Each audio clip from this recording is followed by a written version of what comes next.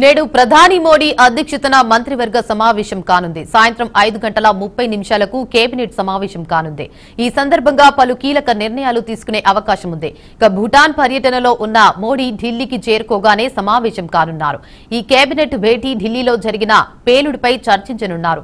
ఇక భూటాన్ పర్యటన సమయంలో ఢిల్లీ ఘటన వెనుక ఉన్న ఉగ్రవాద శక్తులను ఎట్టి పరిస్థితుల్లోనూ వదిలిపెట్టమని మోడీ హెచ్చరించారు.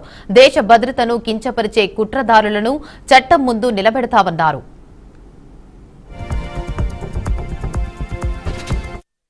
बहुत भारी मन से आया हूं। कल शाम दिल्ली में हुई भयावह घटना ने सभी के मन को व्यथित कर दिया है।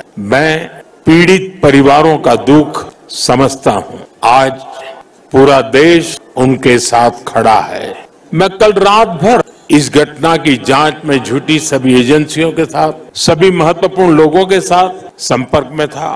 विचार विमर्श चलता था, जानकारियों के तार जोड़े जा रहे थे। हमारी एजेंसियां इस षड्यंत्र की तह तक जाएगी।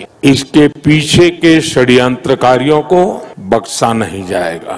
All those responsible will be brought to justice.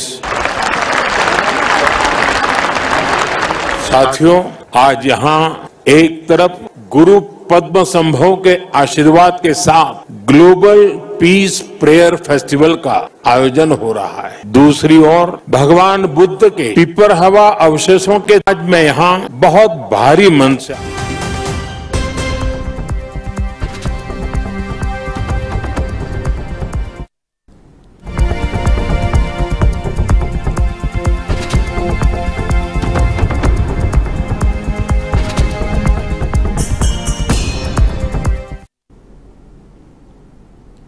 నేడు ప్రధాని మోడీ అధ్యక్షతన మంత్రివర్గ సమావేశం కానుంది. సాయంత్రం 5:30 కేబినెట్ సమావేశం కానుంది. ఈ సందర్భంగా పలు కీలక నిర్ణయాలు తీసుకునే అవకాశం ఉంది. ఇక భూటాన్ పర్యటనలో ఉన్న మోడీ ఢిల్లీకి చేరుకోగానే సమావేశం కానున్నారు. ఈ కేబినెట్ భేటీ ఢిల్లీలో జరిగిన పేలుడుపై చర్చించనున్నారు.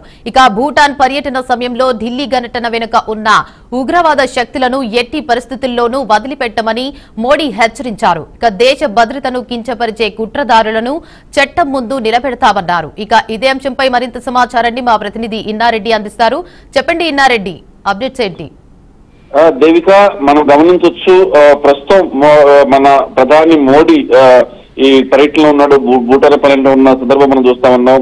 ఎప్పుడైతే ఈ ఉగ్ర దాడి జరిగిందో దాడి మీద కూడా ఆయన చాలా సీరియస్ గా రియాక్ట్ అయ్యారు. ఎట్టి పరిస్థితుల్లో ఎవరిని కూడా వదిలిపెట్టే ప్రసక్తి లేదని చెప్పేసి కూడా ఆయన చెప్పిన సందర్భాన్ని కూడా చూడవచ్చు. అయితే ఈ రోజు సాయంత్రం 5 గంటలకు ఆయన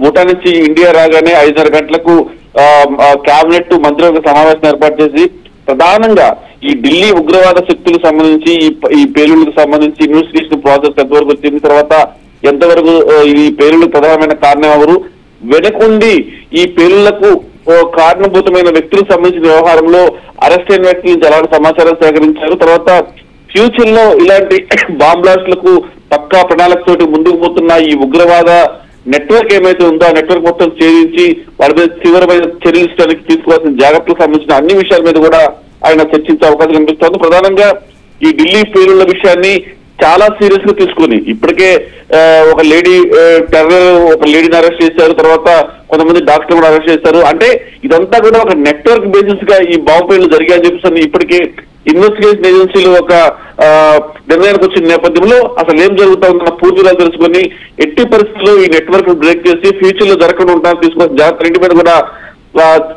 తీసుకోవాల్సిన చర్యలు, తర్వాత నిఘా ఏజెన్సీలతో ఆయన సమావేశపరిచి దీని మీద పూర్తి స్థాయి ఒక నిర్ణయం తీసుకుని ఇలాంటి పేరులకు కారణభూతమైన ఎవరు కూడా వదిలిపెట్టవద్దని చెప్తాను. దాని మీద ఈ రోజు ఆ మీటింగ్ లో స్పష్టంగా పేర్కొనే అవకాశం కనిపిస్తా ఉంది. Devika, right, thank you for the update Inna Reddy.